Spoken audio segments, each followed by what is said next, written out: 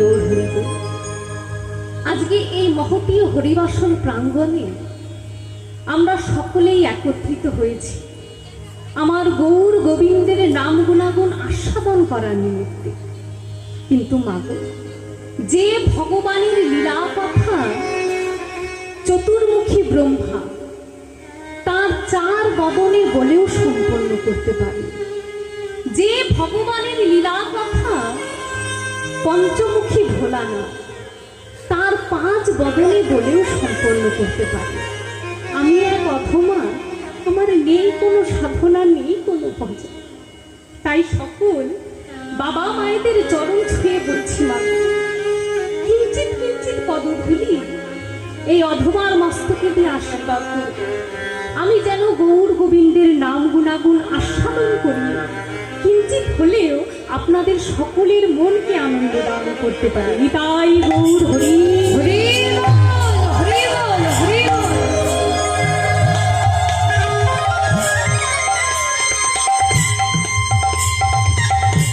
তাই গৌর হরি হরি।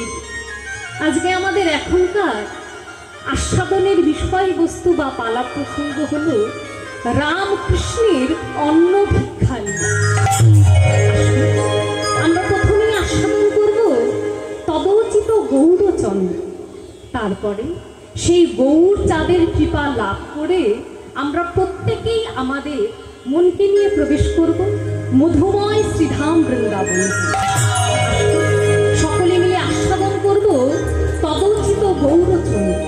সকল ভক্তগণ কৃপা রাখবে যেন বৈষ্ণব সেবায় লাগে। তাই গৌর হরি হরি বল হরি বল হরি বল।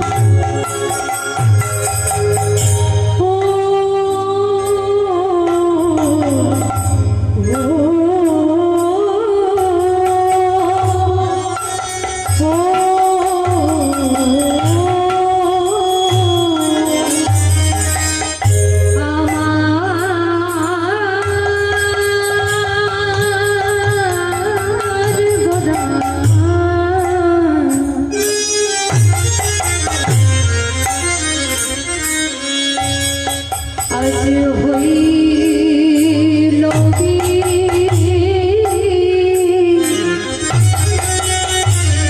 বিভোর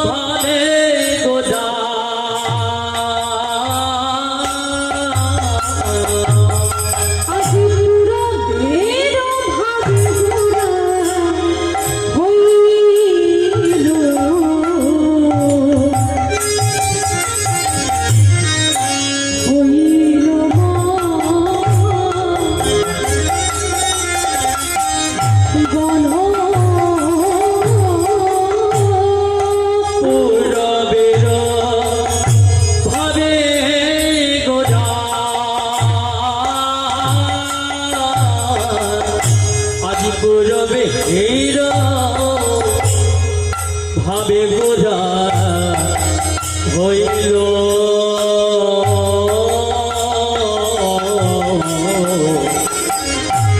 হইল গোনা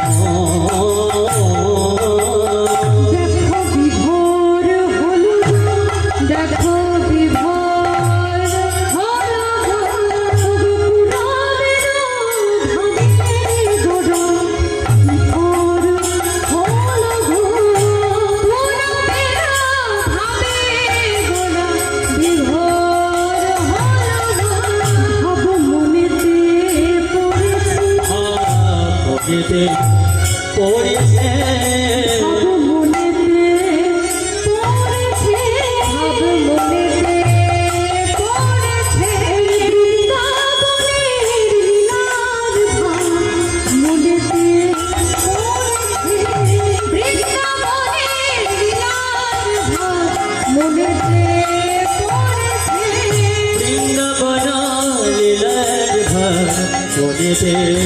পড়েছে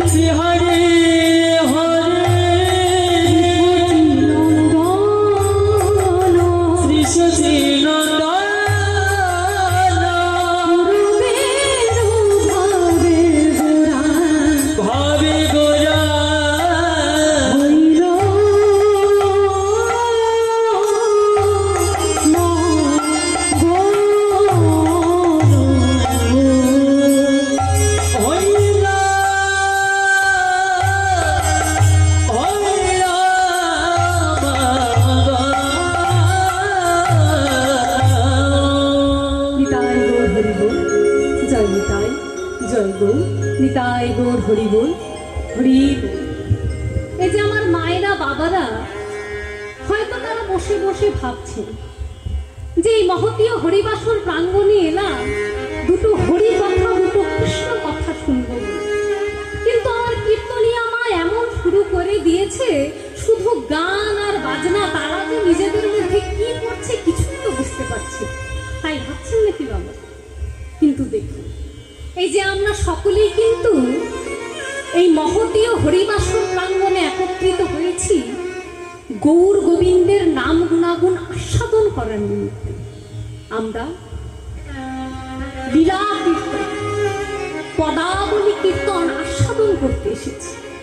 তো আমরা যখনই এই পদাবলী কীর্তনগুলোকে গাইব মা, তার পূর্বে কিছু বিধি বা নিয়ম আছে, সেগুলোকে না গেয়ে, সেই বিধিগুলো না পালন করে কিন্তু আমরা সরাসরি একদম ওই গৌর কথায় বা কৃষ্ণ কথায় প্রবেশ করতে পারবো। সেই নিয়মগুলি হলো এই গৌর চন্দ্র। এই যে জাগতিক জগতে একটু উদাহরণ দিয়ে বলি মা, তাহলে সকলের বুঝতে বড় সুবিধে হয়। এই যে দেখুন, আপনারা সকলেই এই মহতীয় হরিবাসর প্রাঙ্গণে এসে উপস্থিত হয়েছেন, তাই না মা? এই কীর্তনের শেষে কিন্তু আপনারা সকলেই প্রসাদ গ্রহণ করবেন তো। আমরা কিন্তু প্রত্যেকেই এই নেমন্তন্ন বাড়িগুলোকে প্রসাদ পেতে যাই না বাবা? যাই তো। এই যে আমরা যখন নেমন্তন্ন বাড়িতে প্রসাদ পেতে যাই, বাড়ি থেকে কি বাবা আমরা থালা গ্লাস বাটি নিয়ে যাই? নিয়ে যাই কি? নিয়ে যাই না। কেন নিয়ে যাই না? কেননা সেখানে প্রসাদ পাবার যে পাত্র, সেই পাত্রেরও ব্যবস্থা করা হয়েছে, তাই না? তো আমরা যখন নেমন্তন্ন বাড়িতে যাই, গিয়ে যখন প্রসাদ পেতে বসি, তখন কি করে বাবা? সর্বপ্রথমে আমাদের সম্মুখে একটি পাতা দেয়, তাই না? তো পাতা যখনই আমাদের সম্মুখে দেয়, আমরা সঙ্গে সঙ্গে কি পাতা পেয়ে তাতে প্রসাদ নিয়ে পেতে শুরু করি বাবা? কি করি তার আগে? কি করি গো? প্রসাদ পাবার আগে ওই পাত্রটাকে একটু ভালো করে ধুয়ে মুছে নেই না আমার? নেই তো? প্রসাদ দেওয়ার আগে একটু জল দিয়ে পাত্রটিকে ভালো করে আমরা ধৌত করে নিই না বাবা? নিই তো? কেন ধৌত করে নিই না? সেই পাত্রের ভেতরে কোনো নুড়ি, কামড়, বালি বা ধুলো কণা কিছু থাকতেই পারে। আর সেগুলো শুদ্ধ যদি আমরা প্রসাদ পাই, তাহলে কিন্তু প্রসাদ পেতে আমাদের বড় ব্যাঘাত ঘটবে, তাই না? দাঁতে লেগে যেতে পারে, কিরকির করতে পারে বালিগুলো। তাই আমরা সেই পাত্রকে সুন্দরভাবে ধুয়ে মুছে পরিষ্কার করে তারপরে প্রসাদ পাই। তদ্রূপ এই যে লীলার প্রারম্ভে যে গৌর চন্দ্রিকা আমরা আস্বাদন করি, তদোচিত গৌর চন্দ্রিকা বা গৌর চন্দ্র যে আমরা আস্বাদন করব বাবা, এই গৌর চন্দ্র হলো আমাদের জল স্বরূপ। এই যে আমাদের এই হৃদয় পাত্র, এই হৃদয় পাত্রে তো আমরা রাধা গোবিন্দ স্বরূপ প্রসাদ পেতে এসেছি, তাই না? এই যে হৃদয় পাত্রতে আজকে কিন্তু আমরা এই গৌর গোবিন্দ স্বরূপ প্রসাদ পেতে এসেছি। তো এই হৃদয় পাত্রেও তো মা জন্মার্জিত রাশি রাশি পাপ তাপ ধূলিকণা লেগে রয়েছে। সেগুলোকে যদি আমরা এই গৌর চন্দ্রিকা স্বরূপ জল দিয়ে না ধৌত করে নিই, তাহলে কিন্তু এই রাধা গোবিন্দ স্বরূপ প্রসাদ পেতে আমাদের বড় ব্যাঘাত ঘটবে। তাই আমরা সকলে এই গৌর চন্দ্রিকাকে বা গৌর চন্দ্রকে ভক্তি ভরে আমরা এই হৃদয় ক্ষেত্রে কায় মনোচিত্তে এই গৌর চন্দ্রকে আস্বাদন করব বাবা। সেই আস্বাদন করে আমাদের হৃদয় পাত্রকে আমরা ধুয়ে মুছে পরিষ্কার করে তারপরে আমরা অপ্রাকৃত আমার রাধা গোবিন্দের লীলা আস্বাদন করব। নিতাই গৌর হরি বল, হরি বল, হরি বল। এই যে আমরা এই মহতীয় হরিবাসর প্রাঙ্গণে একত্রিত হয়ে আজকে আমার প্রথমেই গৌর ভগবানের কথা আস্বাদন করি। যেই গৌর ভগবান আমার তার করুণার আলো দ্বারা গোটা জগৎকে আলোকিত করে রেখেছে। এই যে প্রভু, তিনি যে ওই গোলক থেকে এই গোলকে নেমে আসলেন বাবা, তার তো কিছু একটা কারণ থাকবে, তাই না? তিনি তো আর এমনি এমনি নেমে আসেননি। এই যে দেখুন, আমরা সবাই জাগতিক জগতের জীব, সকলেই কিন্তু আমরা এখন সুব্যবস্থার মাধ্যমে আমাদের জীবন অতিবাহিত করতে শিখেছি, তাই না? সকলে এই যে ভালো বৈদ্যুতিক ব্যবস্থা, যাতায়াতের সুব্যবস্থা, এখন এই সুব্যবস্থার মাধ্যমে থাকতে থাকতে কি মা আমরা ওই কষ্টের মুখে যেতে চাইব? এই যে দেখুন, কালকে সারা রাত্রি ধরে লোডশেডিং হয়েছে, কতই না কষ্ট হয়েছে। কিন্তু আগেকার দিনের মায়েরা তো ওই হাত পাখা দিয়ে হাওয়া করেই সারা রাত্রি অতিবাহিত করতেন, তাই না? তাহলে আমরা কি এই ভালো থাকতে থাকতে আর খারাপের দিকে যেতে চাইবো বাবা? চাইবো। কিন্তু আমার মহাপ্রভু দেখুন, সেই গোলক বৃন্দাবনে কি তার কোনো কিছুর অভাব ছিল? সুখ ঐশ্বর্য সবকিছুই পরিপূর্ণ ছিল আমার প্রভু। তাহলে আমার প্রভু কেন এই ভুলকে নেমে আসলেন? কেন প্রভু এই ধরাধামে নেমে আসলেন? না, প্রভুর একটা উদ্দেশ্য ছিল। সেই উদ্দেশ্যটা কি? পৃথিবীতে আছে যত নগরাদি গ্রাম সর্বত্রই প্রচার হইবে মোর এই সুধা মাখা হরিনাম।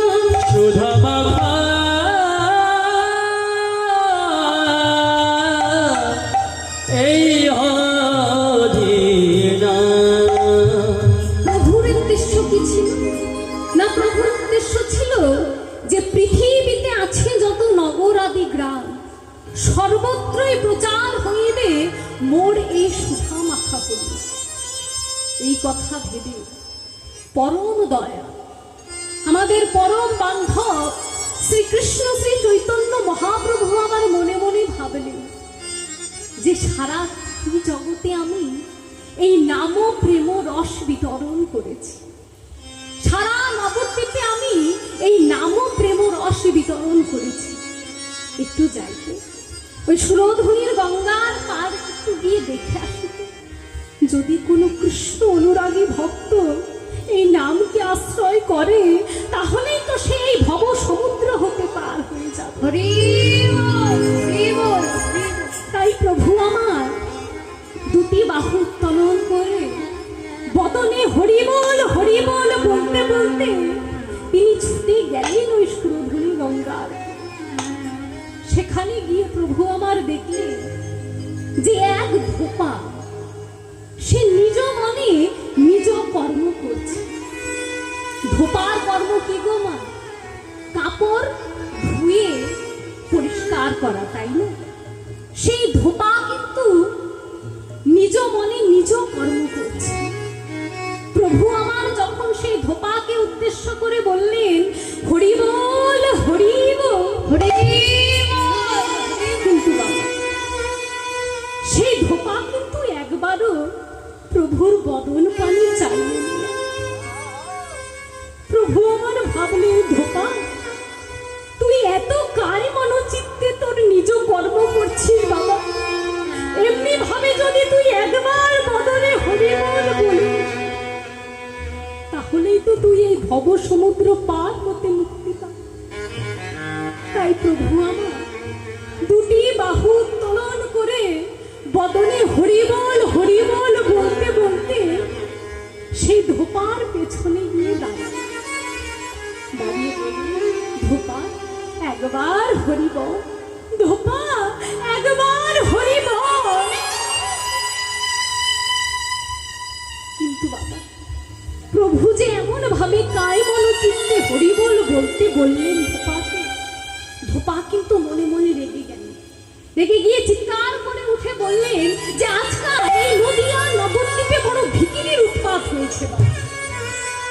বাড়িতে থাকলে তো এই ভিখিরির উৎপাতে নিজেদের কর্ম করাই দায় হয়ে উঠেছে। এখন দেখো দেখি আমি এসেছি এই সুরধুনি গঙ্গার তীরে, এখানে এসে আমি ভিক্ষে কোথায় থেকে পাবো? মহাপ্রভু আমার মনে মনে ভাবলেন, সারা নদিয়া নবদ্বীপে আমি এই নাম প্রেম রস বিতরণ করেছি, কিন্তু কেউ আমায় এমন ভাবে ভিখিরি বলেনি। ধোপা ভিখিরি যখন বলেছিস বা ভিক্ষে তো তোকে কিছু দিতেই হবে, দে ধোপা আমায় ভিক্ষে দে। ধোপা আমার মনে মনে ভাবল, কে ভিখিরি? তাকে আমি এমন ভাবে তাচ্ছিল্য করলাম, তবুও সে এখান থেকে না চেয়ে উল্টে আমার কাছে এত আকুতি মিনতি করে ভিক্ষে চাইছে।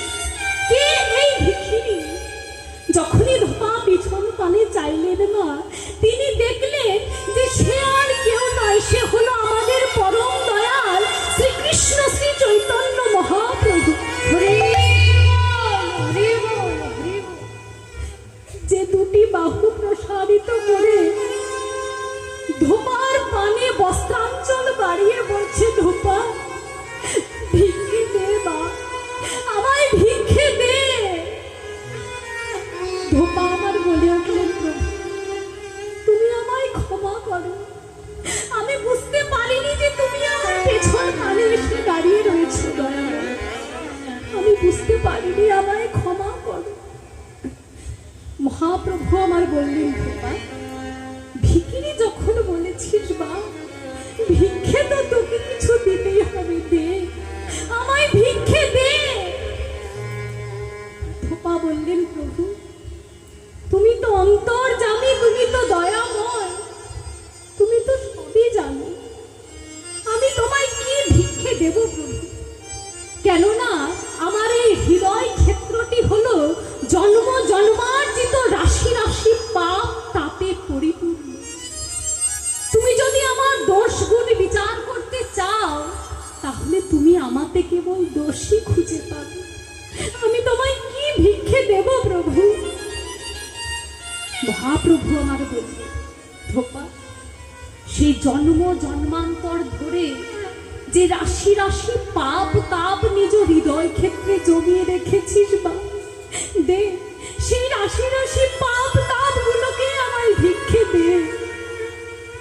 ধোপা বললেন, প্রভু আমি বুঝতে পেরেছি তুমি এই অধমকে উদ্ধার করবে বলে এই অধমের সম্মুখে এসেছি, কিন্তু প্রভু আমি তোমায় কি ভিক্ষে দেব? আমি যত কোনোদিনও কায় মন চিত্তে হা গৌর বলে ডেকে থাকি, তাহলে তুমি কৃপা করে আমার সেই ভব পারে যাওয়ার কারণ, যাদেরকে আমার আমার করে তোমার চরণ ভুলে রইলাম, দিনের পর একটি দিন এই সোনার দিলগুলোকে হারিয়ে ফেললাম, তারা যেদিন আমায় এই মায়ার ঘরের বাহির করে দেবে, আমার স্থান যেদিন হবে ওই তুলসী তলা, আমার জীবনে যখন আমার অন্তিম সময় নেমে আসবে প্রভু, সেদিন তুমি কৃপা করে সেই সন্ধ্যায় এসে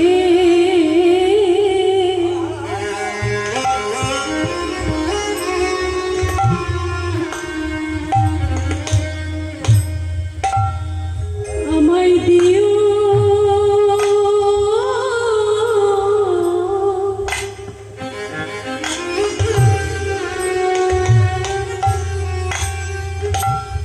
আমায় দিও দেখা,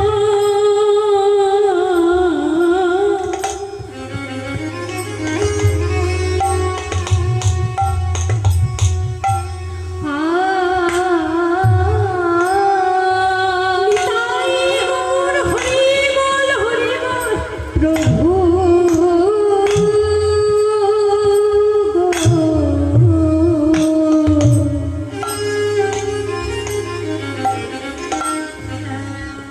সেই সন্ধ্যায় এসে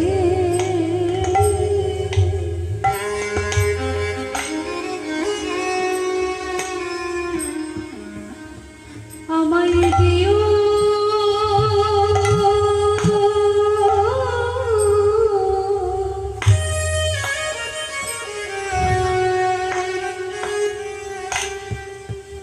আমায় দিও দেখা,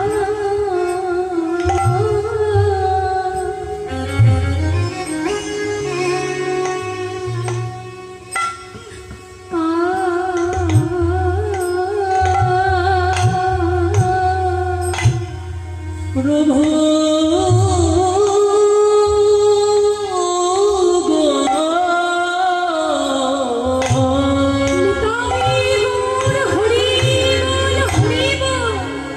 সেই সন্ধ্যায় এসে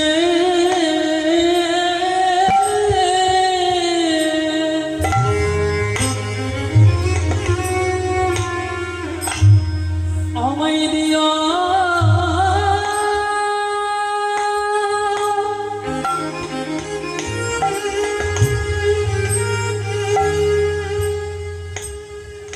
দিও দেখা,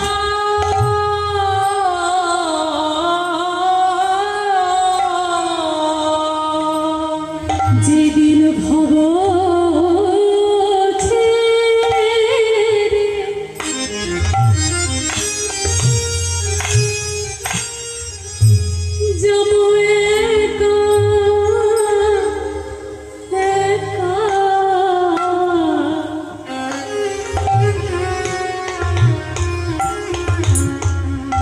ওগো প্রভু আমার সেই সন্ধ্যায় এসে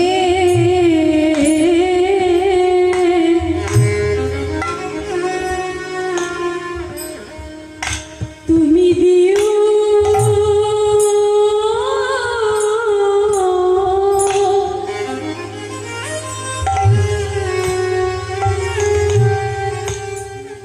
আমায় দিও দেখা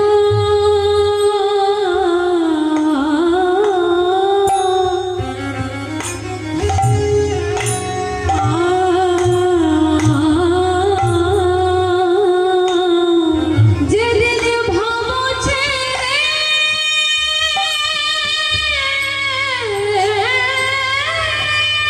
নিতাই গৌর হরি বল হরি বল ভাবছে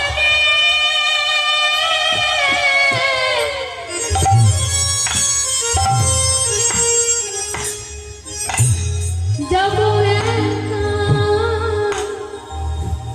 একা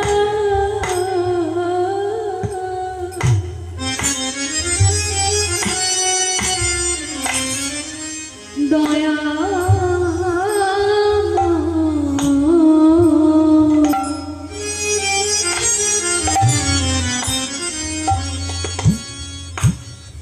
সেই সন্ধ্যায় এসে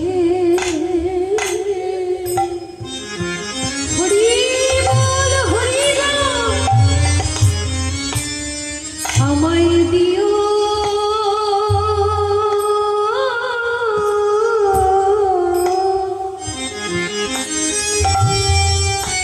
আমায় দিও দেখা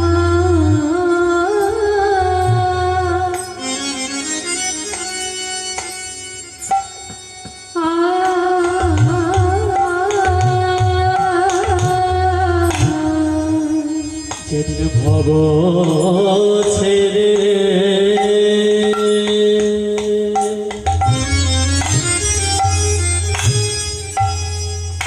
প্রভু গো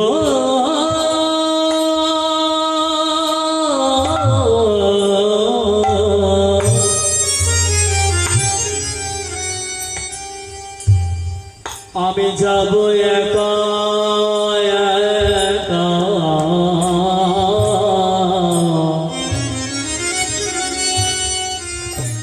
ও হে প্রভু হে নিতাই গৌর হরি বল হরি বল সেই সন্ধ্যায় এসে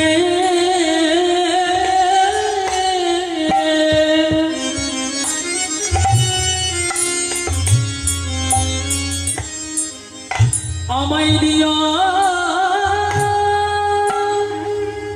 দিও দেখা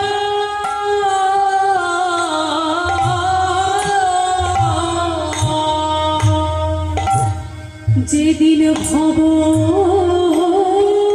ছেড়ে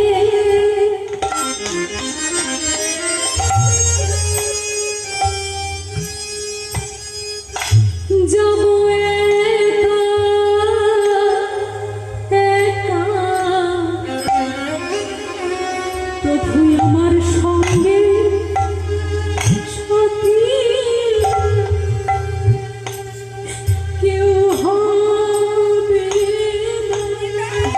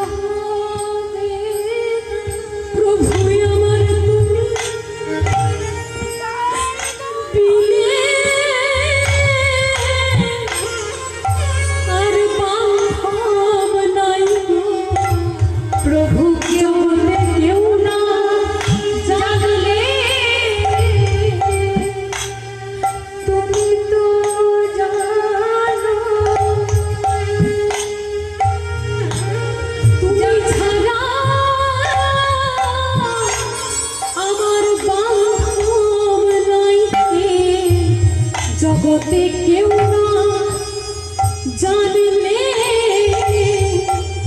তুমি তো জানো, তুমি ছাড়া বান্ধব নাই, কেউ না কেউ না জানলে তুমি জানো। শুনেছি তুমি নাকি এই জগতের না, আমি তোমার জগৎ ছাড়া নই গো। শুনেছি তুমি নাকি এই জগতের না, আমি তোমার জগৎ ছাড়া নই গো। শুনেছি তুমি নাকি এই জগতের না, আমি তোমার জগৎ ছাড়া নই গো। প্রভু তোমার চরণ ছেড়ে কোথায় যাব, তোমার চরণ ছাড়া কোনো প্রভু তোমার চরণ ছেড়ে কোথায় যাব, তোমার চরণ ছাড়া কোনো তোমার চরণ কোথায় যাব,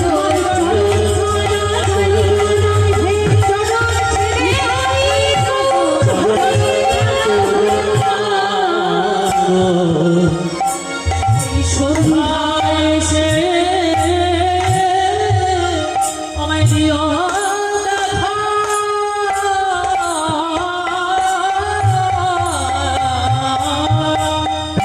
নিতাই গৌর হরি বল। এই যে আমরা সকলেই বাবা এই জাগতিক জগতের জীব, সকলেই আমরা একটু আধটু কিন্তু আমার এই গৌর ভগবানের চরণকে আশ্রয় করে রয়েছি, তাই না বাবা? কিন্তু সকলের ডাক কি, সকলের চাওয়া পাওয়া কি আমার প্রভু মিটিয়েছে? মিটিয়েছে বাবা? কেন মেটাইনি? না আমরা ডাকার মতো তাকে ডাকতেই পারিনি।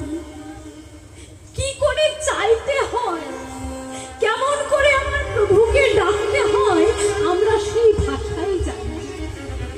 আমরা তো সকলেই শুনেছি ওই গৌর লীলায়, তাই না বাবা? যে নামাচার্য ঠাকুর হরিদাস প্রভুর কাছে কেমন করে চাইতে হয়, তিনি এই জাগতিক জগতের প্রত্যেকটা জীবকে তিনি শিক্ষা দিলেন যে কেমন করে প্রভুর কাছে চাইতে হয়। আমরা তো সকলেই জানি, ছোটবেলা থেকে তিনি নামকে আশ্রয় করেছিলেন, তাই না বাবা? সেই নামকে আশ্রয় করে থাকার কারণে সেই কাজী সাহেব তার পেয়ারা দ্বারকে বললেন যে হরিদাসের বদন থেকে ওই নামকে ত্যাগ করতে বলা হয়। যত পেয়ারাদার আছো সকলে গিয়ে হরিদাসকে বেত্রাঘাত করো, সে যেন আর এই হরিনাম বদনে উচ্চারণ করতে না পারে। নামাচার্য ঠাকুর হরিদাস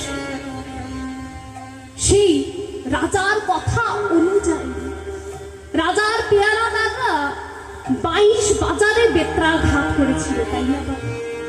কিন্তু তবুও কি নামাচার্য ঠাকুরের হরিদাসী বদন থেকে এই হরিনামকে তারা বাদ দিতে পেরেছে? যখন 22 বাজারে বেত্রাঘাতের ফলে প্রভু আমার বদন থেকে নাম ছাড়ছেন না, সকলেই এসে প্রভুর রাতুল রাঙা চরণ দুখানি বক্ষে জড়িয়ে ধরে বললেন, ঠাকুর কৃপা করে এই নামকে আপনি সম্বরণ করুন, কেননা আপনি তো জানেন মশাই যদি এই পেয়ারাদারের চাকরি থেকে আমাদেরকে বাতিল করে, ঘরে রয়েছে আমাদের ছোট ছোট শিশু সন্তান, তারা যে অনাহারে মারা যাবে ঠাকুর, আপনি কৃপা করে এই নামকে সম্বরণ করুন। তখন নামাচার্য ঠাকুর হরিদাস সেই পেয়ারা দাঁতের বদল মানে তাকালেন, তাকিয়ে বললেন, শোনো, এই যে আমার বাঁধন যে দিয়ে রেখেছো আমার হাতে, এই বাঁধন খুলে দাও। সঙ্গে সঙ্গে পেয়ারাদা তারা বললেন, আচ্ছা ঠাকুর, এই বাঁধন তো খুলে দেব, বাঁধন খুলে দেওয়ার পর আপনি পালিয়ে যাবেন না তো? না, বাঁধন খুলে দাও, আমি তোমাদের জন্য প্রভুর কাছে প্রার্থনা চাইব, আমাদের জন্য প্রার্থনা চাইব। এই যে তোমরা যে আমায় 22 বাজারে বেত্রাঘাত করেছো, তার জন্য তোমাদের যে পাপ হয়েছে, তোমাদের যত পাপ হয়েছে, তিনি সব পাপ যেন আমায় দান করে, আমার পুণ্য যেন তোমায় দান করে। আমি সেই প্রার্থনাই করবো, আমার বাঁধনটি ছিল নিতাই গো।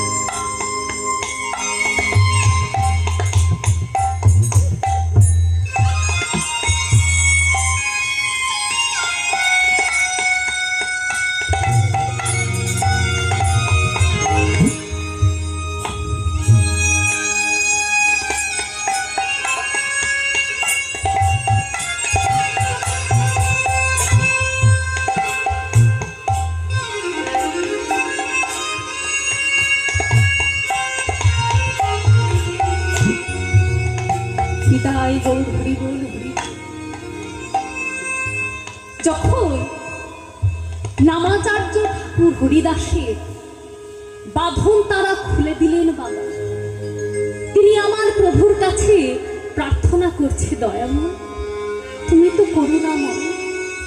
ওরা অবুঝ, ওরা না বুঝে এমন হীন কাজ আমার সঙ্গে করে ফেলেছে, আপনি কৃপা করে ওদের ক্ষমা করুন, আর ওদের যত জন্ম জন্মার্জিত রাশি রাশি পাপ, তার জ্বালা যন্ত্রণা রয়েছে, সবকিছু আপনি আমায় দান করুন। দেখুন বাবা, যদি নিষ্ঠাবান ভক্ত হয়ে থাকে, যদি নিষ্ঠাবান ভক্ত কেউ আমরা হতে পারি, তাহলে ভগবানের সঙ্গে আমাদের সম্পর্কটা কেমন হবে জানেন? এই যে দেখবেন, লঙ্কা থেকে কি কখনো ঝালটাকে আলাদা করা যায় বাবা? যায় কি? নিম পাতা থেকে কি কখনো তেতোকে বাদ দেওয়া যায়? যায় না। যদি নিষ্ঠাবান ভক্ত হয়, তাহলে ভগবান যত শক্তিধর হয়, ভক্ত কিন্তু সমশক্তিধর হয়ে ওঠে। হরি বল, হরি বল, হরি বল। ঠাকুর হরিদাস ভগবানের কাছে চাইলেন না। কেমন করে ভগবানের কাছে চাইতে হয়, তিনি আমাদের এই জাগতিক জগতের জীবকে শিক্ষা দিবেন। নামাচার্য ঠাকুর কিন্তু সেখানে কষ্ট পাচ্ছে, কিন্তু সেই কষ্টকে অন্তরে চেপে রেখে প্রভুর কাছে তিনি মিনতি জানাচ্ছেন। কি মিনতি? হরি আমার মানস সন্তাপ নাশিতে, ইতে যদি তোমার দুঃখ হরি আমার সন্তাপ নাশিতে, এতে যদি তোমার দুঃখ আমার যা হবার তাই হবে, ইতে তুমি কেন দুঃখ পাবে? আমার যা হবার তাই হবে, এতে কেন দুঃখ পাবে? আমার যা হওয়ার তাই হবে, ইতে তুমি কেন দুঃখ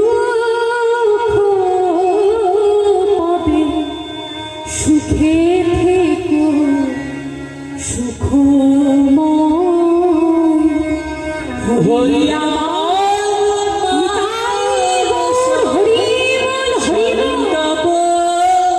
নাশিতে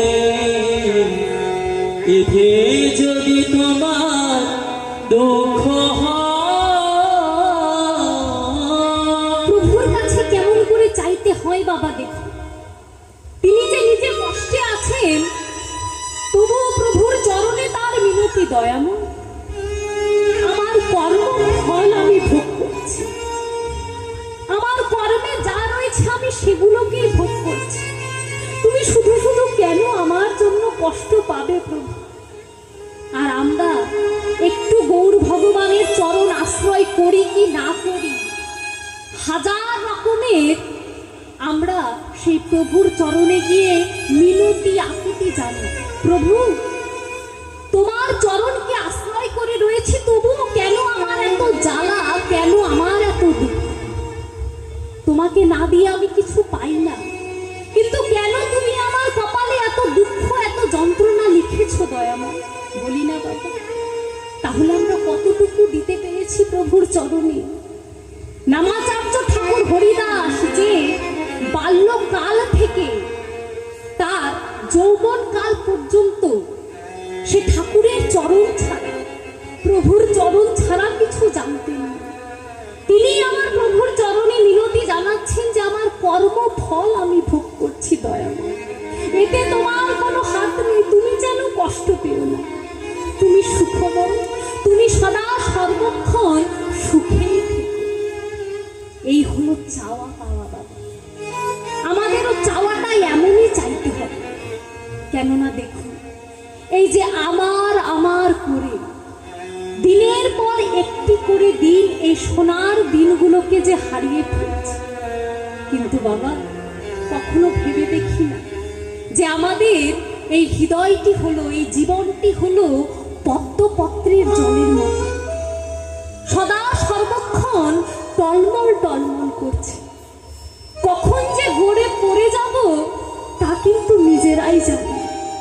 তাই প্রভুর চরণে এখন থেকেই আমাদের মিনতি জানিয়ে রাখতে হবে দয়াময়, তোমার নাম গুণগান গাইবার যোগ্য বদন দিল ঠিক, কিন্তু যোগ্য বদন পেয়েও তোমার নাম গুণকীর্তন তো কিছুই করা হলো না প্রভু। তোমায় সাধন ভজন করবা যোগ্য দেহ দিলে ঠিক, কিন্তু যোগ্য দেহ পেয়েও তোমার সাধন ভজন তো কিছুই করা হলো না। তাই প্রভু, যেদিন আমি এই ভব সমুদ্রের পাড়ে গিয়ে দাঁড়াবো, যেদিন আমায় একা একাই এই ভব সমুদ্র পাড়ি দিতে হবে, তুমি কৃপা করে সেই দিন তোমার ওই চরণে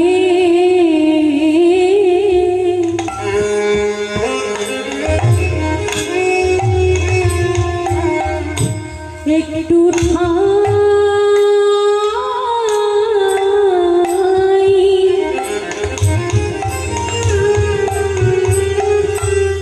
একটু ঠাই দিও,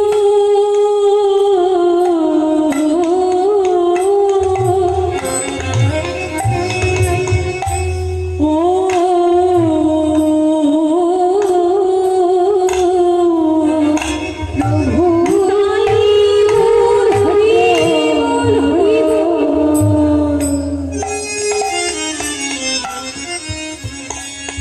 তোমার ওই চরণে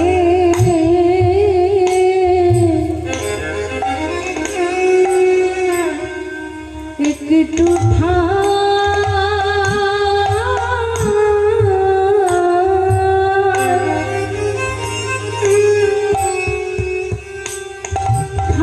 দিও,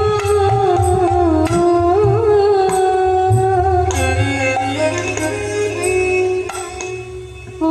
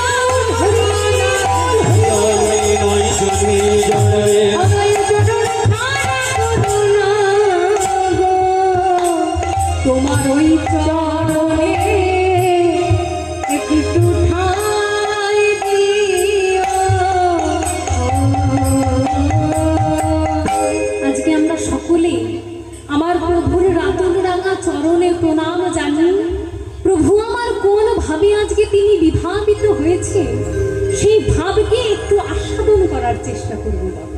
নিতাই গৌর হরিবোল। এই যে আমার পতিত পাবন গৌর সুন্দর,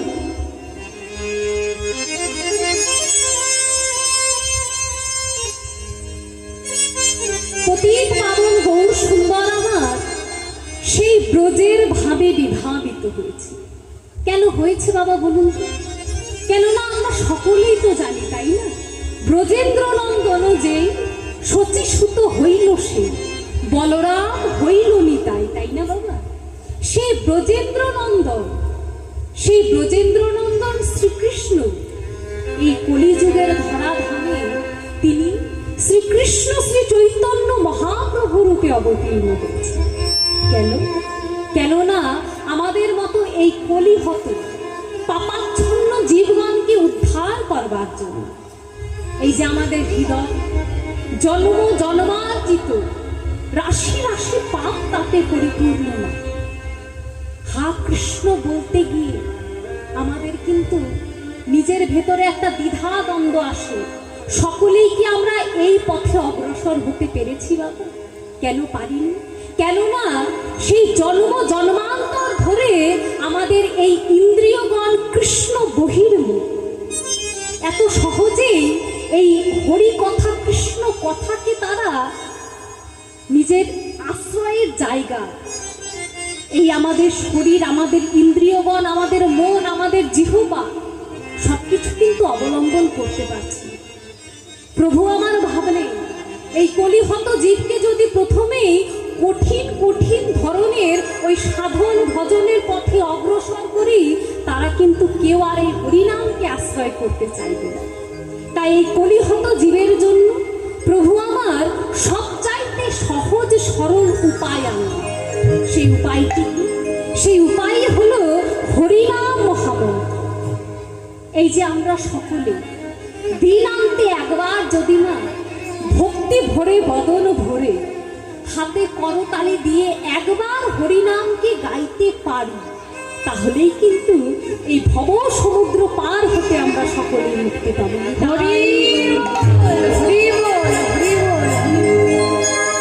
প্রভু এত কষ্ট করে সেই গোলক বৃন্দাবন হতে এই ভুলোকে নেমে এসেছেন শুধুমাত্র আমাদের লাগে, তাই না বাবা?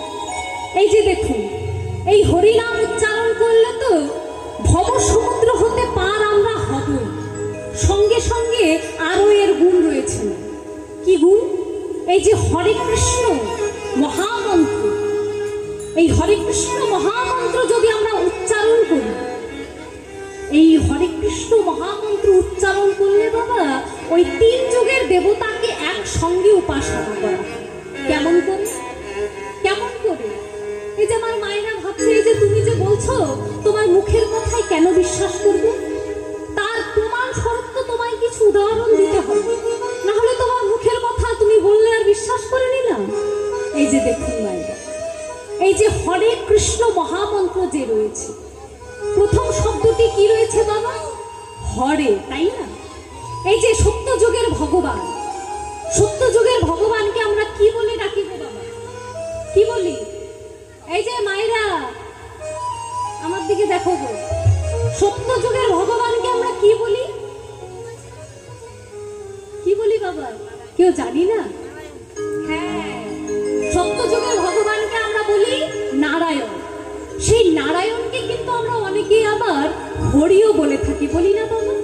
সেই হরি ব্যাকরণের সমন্বয়ে এসে হয়েছে হরে কৃষ্ণ। কৃষ্ণ কোন যুগের ভগবান? হ্যাঁ, দাপর যুগ। তাহলে হরে কৃষ্ণ কৃষ্ণ কৃষ্ণ হরে হরে, হরে রাম। রাম কোন যুগের দেবতা? কোন যুগের ভগবান? ত্রেতা, তাই না? তাহলে হরে রাম রাম রাম হরে হরে। তাহলে কি বাবা?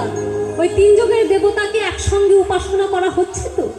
তাহলে যে দেখুন, এই প্রভু আমার এত কষ্ট করে যে আমাদের জন্য এই হরিনাম মহামন্ত্রকে এনেছি, তাহলে কি আমরা একটু ভক্তি ভরে সেই মহামন্ত্রকে গাইব না বাবা? কি সকলে গাইব তো একসঙ্গে? দেখি কারা কারা আমার সঙ্গে মহামন্ত্রকে গাইবেন, একটু দুটি বাহু উত্তোলন করুন তো। আসুন আমরা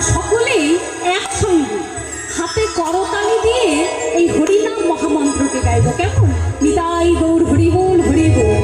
হরে কৃষ্ণ কৃষ্ণ কৃষ্ণ হরে হরে,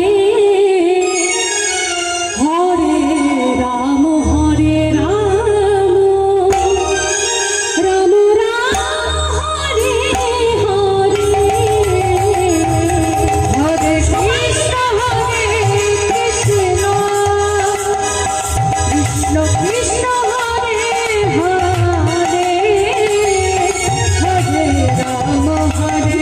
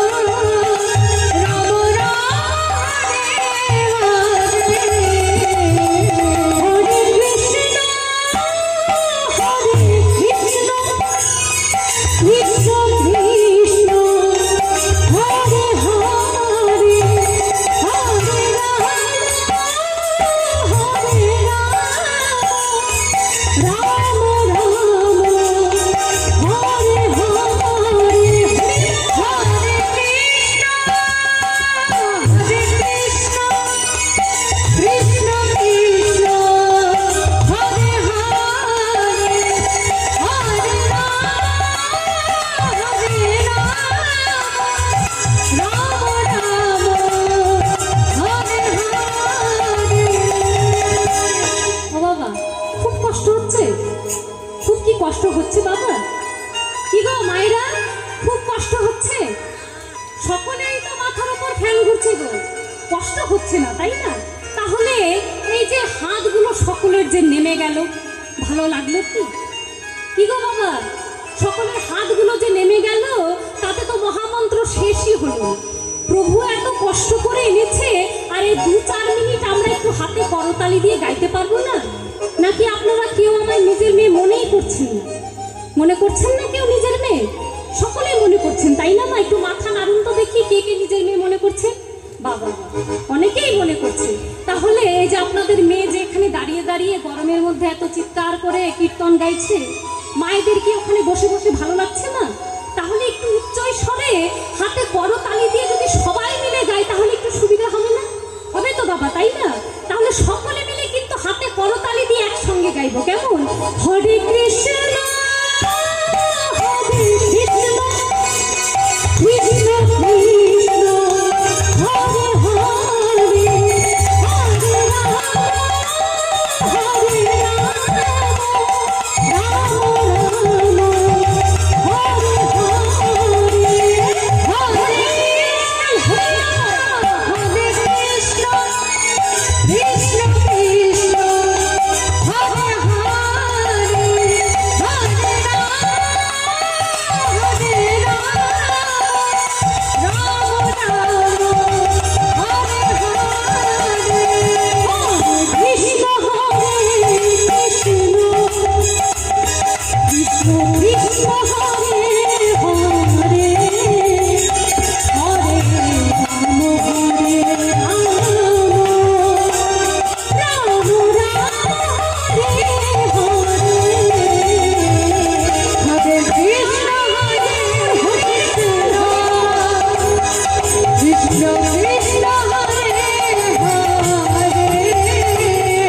হরে রাম হরে রাম রাম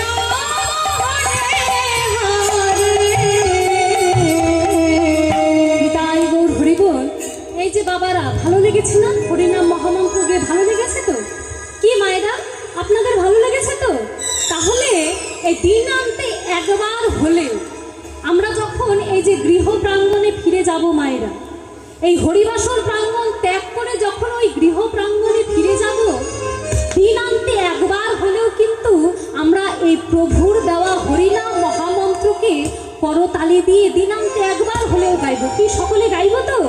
গাইব তো সকলে? নিতাই গৌর হরি বল, হরি বল, হরি বল, নিতাই গৌর হরি বল। আজকে প্রভু আমার তার পারিসঙ্গম অর্থাৎ আমাদেরকে নিয়ে তিনি আজকে বিহার করছেন। কোথায়? না, নদিয়া নবদ্বীপের মাঝে। আর সেখানে বিহার করতে করতে প্রভু আমার সকল সহচর গণকে নিয়ে কি করছেন বাবা? বিনোদ খেলা খেলছেন। সেই বিনোদ খেলা খেলতে খেলতে প্রভুর যে পারিষদ গণ রয়েছে তারা কিন্তু বড়ই পরিশ্রান্ত হয়ে পড়েছে।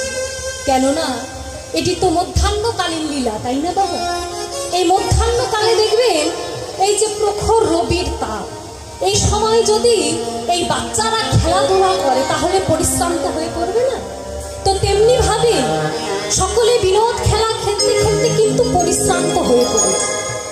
আর যখনই পরিশ্রান্ত হয়ে পড়েছে সকলের কিন্তু একটু খিদাও পেয়ে গেছে, একটু খিদেও পাচ্ছে। আর দেখবেন বাবা, খিদে যদি পায় তখন কি আর কোনো কিছু ভালো লাগে? এইদিকে প্রভু কিন্তু সকলকে নিয়ে খেলতে খেলতে তার পারিষদ বর্গের মুখ দেখেই বুঝে গেছেন যে প্রত্যেকের উদরে তীব্র খিদের জ্বালা। কিন্তু কি হয়েছে বলুন তো মা? একদিকে লীলা, অপরদিকে জীব শিক্ষা। প্রভু তো এই জীবগণকে শিক্ষা দেবেন বলে এই জাগতিক জগতের বুকে অবতীর্ণ হয়েছেন, তাই না?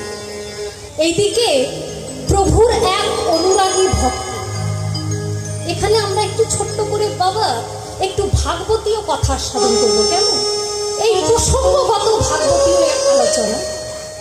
তো এইদিকে যখন সকলেই বিনোদ খেলা খেলছে, প্রভু বলছে থামো, তোমাদের উদরে এই ক্ষুধাটা আর একটু তীব্র হোক। যখনই তীব্র ক্ষুধায় তোমরা কাতর হয়ে পড়বে তখন এক ভক্তের বাড়ি থেকে তোমাদের সকলকে আমি উদর পরিপূর্ণ করে সেবা দিয়ে নিজ নিজ গৃহে পৌঁছে দেব। আসলে কি হয়েছে বলুন তো? আমার এই গৌর ভগবানের এক অনুরাগী ভক্ত, যে ছোটবেলা থেকে এই গৌর চরণে আর রাধা গোবিন্দের সেবায় নিজেকে নিয়োজিত করে রেখেছে। গৌর সেবা করতে করতে, রাধা গোবিন্দের চরণ সেবা করতে করতে যে বাবা কখন বৃদ্ধকাল চলে এসছে সেই ভক্তের কোনো খেয়াল নেই। যখন তার বৃদ্ধকাল চলে এসেছে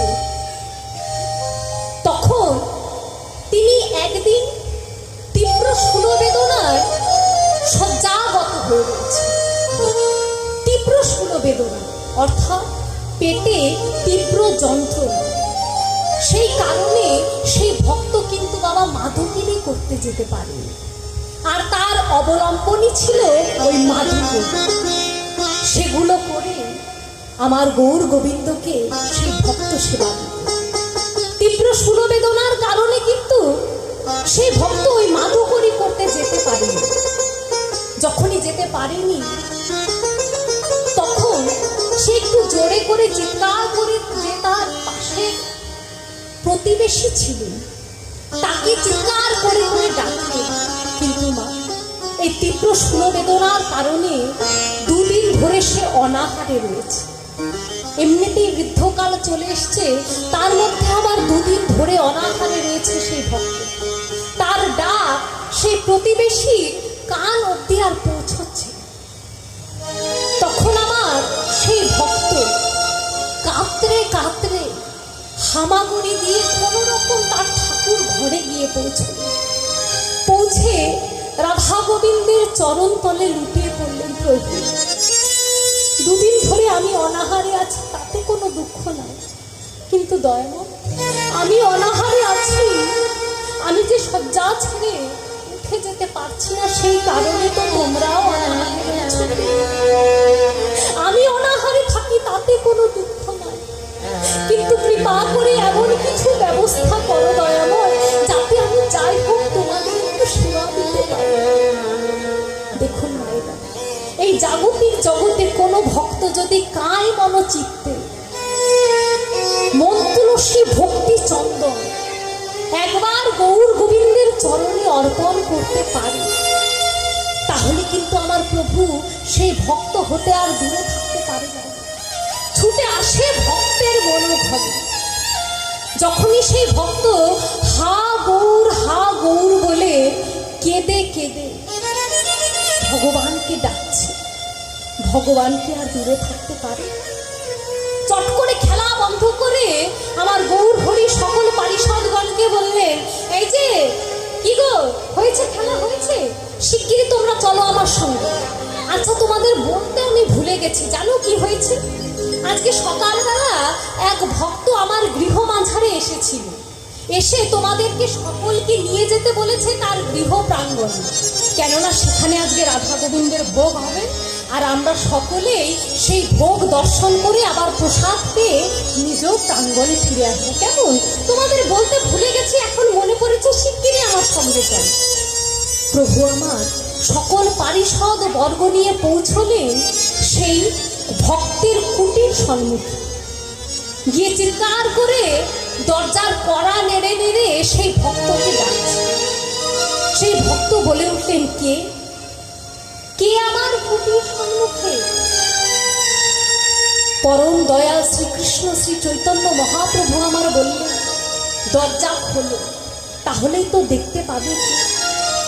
তিনি দরজা খুলে দেখলেন যে সে আর কেউ নয়, আমাদের পরম দয়াল শ্রীকৃষ্ণ শ্রী চৈতন্য মহাপ্রভু। সে বললেন, প্রভু তুমি হঠাৎ আমার এই আনন্দ, তুমি এই গরিবের কুটির সম্মুখে কি করছো দয়ালু? সঙ্গে এতগুলো ভক্তকে তুমি নিয়ে এসেছো, কিন্তু প্রভু আমার অঙ্গনে কোথায় তোমায় আমি একটু বসার জায়গা পেয়ে? প্রভু আমার বললেন, ভক্ত এইভাবে করে কেউ ডাকে, এইভাবে করে কেউ বোঝা মাথায় চাপিয়ে দেয়? তুমি কেন এইভাবে আকুতি মিনতি করে কাঁদছো? কি হয়েছে তোমার? প্রভু কি হয়েছে শুনতে? দুদিন ধরে আমার কুটিরে রাধা গোবিন্দ সেবা, তারা যে অনাহারে রয়েছে প্রভু, আমি আর কি করতাম, আমি আর কাকেই ডাকবো? তুমি তো জানো এই ত্রিজগতে তুমি বিনে আমার আর কেউ, তাই আমার মনের আকুতি সব তোমার চরণে আমি সমর্পণ করেছি। প্রভু আমার মৃদু হেসে বললেন, ভক্ত কি রয়েছে তোমার কুটির মাঝে আমায় একটু বলো। প্রভু তুমি তো সকলে জানো, আমার কুটিরে কিছুই নেই, শুধু রয়েছে এক মুষ্টি তন্ডুল। ও, এক মুষ্টি তন্ডুল রয়েছে, ওটি যথেষ্ট। আর আনাজ পাতি কি কিছু আছে? কোনো সবজি রয়েছে? সেই ভক্ত বললেন, প্রভু আনাজ পাতির মধ্যে রয়েছে শুধু একটা ছোট্ট লাউ। ও, ছোট্ট লাউ রয়েছে, তাতে চিন্তা নেই, যথেষ্ট, হয়ে আবার বেশি হয়ে যায়, তুমি কোনো চিন্তা করো না। যাও, তুমি একটু গোবিন্দকে চন্দন মাখিয়ে রাধারানী চরণে তুলসী পত্র নিবেদন করো, আমি এক্ষুনি আসছি। এ বলে প্রভু আমার গেলেন রন্ধনশালা, আর তিনি নিজে গিয়ে স্বয়ং রন্ধন করছে। বাবা কেমন করে? যেমনি ভাবে শ্রীমতী রাধারানী আমার সেই যাবত মন্দিরে গিয়ে গোবিন্দ সেবায় রন্ধন করতে, তেমনি ভাবে আজকে মহাপ্রভু আমার সেই ভক্তের কুটির মাঝারে রন্ধন করছে। সেই এক মুষ্টি তন্ডুল হয়ে গেল মা লক্ষ্মীর কৃপায় একটি বড় হাড়ি ভর্তি অন্ন। সেই ছোট্ট একটু লাউ, সেই ছোট্ট একটু লাউ রাধারানীর কৃপায় 50 ব্যঞ্জনে পরিণত হল। যখনই 50 ব্যঞ্জনে পরিণত হল, প্রভু আমার সুন্দর করে সাজিয়ে সেই অন্ন আর ব্যঞ্জনাদি নিয়ে এসে রাধা গোবিন্দের ভোগ লাগিয়ে সকল পারিষদগণকে প্রসাদ বিতরণ করলেন। সঙ্গে সঙ্গে কিছু গ্রামবাসী ভক্তবৃন্দ প্রসাদ পেয়েও আরো অনেক প্রসাদ বেঁচে গেল।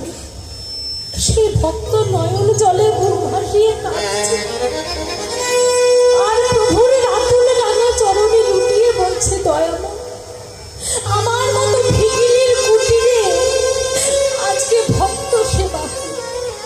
আমার মতো ভিখিরির কুটিরে আজকে রাধা গোবিন্দের ভোগ অর্পণ হলো। প্রভু গো, এতদিন ধরে শুনেছি যে কেউ যদি তোমার চরণে মন্তুরসী ভক্তি চন্দন অর্পণ করে, তুমি নাকি তার ডাকে সাড়া দাও। কিন্তু প্রভু, আজকে তুমি প্রমাণ করেও দিলে যার কেউ নাই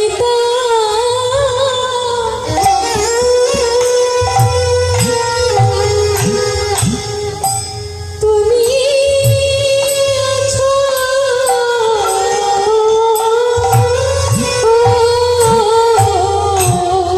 যার কেউ নাই তাই গৌর হরিবল হরিবল, তুমি আছো। যদি একবার নিবেদন কেউ করিতে পারে, যার কেউ নাই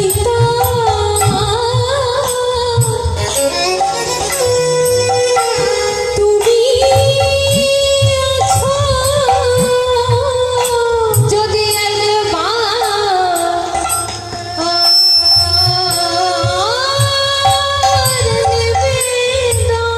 নিতাই গৌর হরিবল হরিবল করিতে পারো, যার কেউ নাই আমি আছি। যদি একবার নিবেদন কেউ করিতে পারে, ওগো বন্ধু রসি ভক্তি চন্দনে, যদি একবার নিবেদন করিতে পারে, ওগো বন্ধু রসি ভক্তি চন্দনে, যদি একবার নিবেদন করিতে পারে, ওগো বন্ধু রসি ভক্তি চন্দনে, যদি একবার নিবেদন সন্তানে একবার নিবেদন করিতে পারে, তুলসী ভক্তি চন্দনে জগতে যার কেউ নাই তুমি আছো।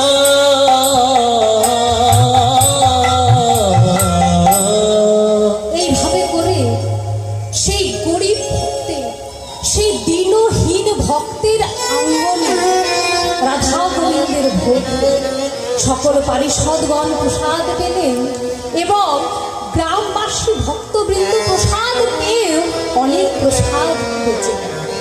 এই হলো আমার প্রভুর করুণা। তার কৃপা দৃষ্টি যদি কোনো জীবের দিকে পড়ে, বাবা, তার আর কোনো কিছু নিয়ে চিন্তা নেই।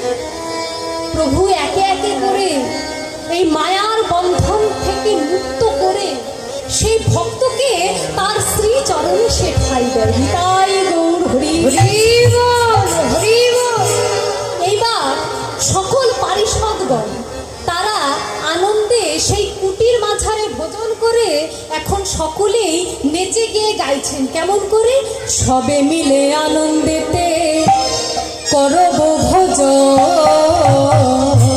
সবে মিলে আনন্দেতে করব ভোজন, সবে মিলে আনন্দেতে করব ভোজন, সবে মিলে আনন্দেতে করো ভজন। বাসুদেব ঘোষের দরে আনন্দিত মন, বাসুদেব ঘোষের দরে আনন্দিত মন।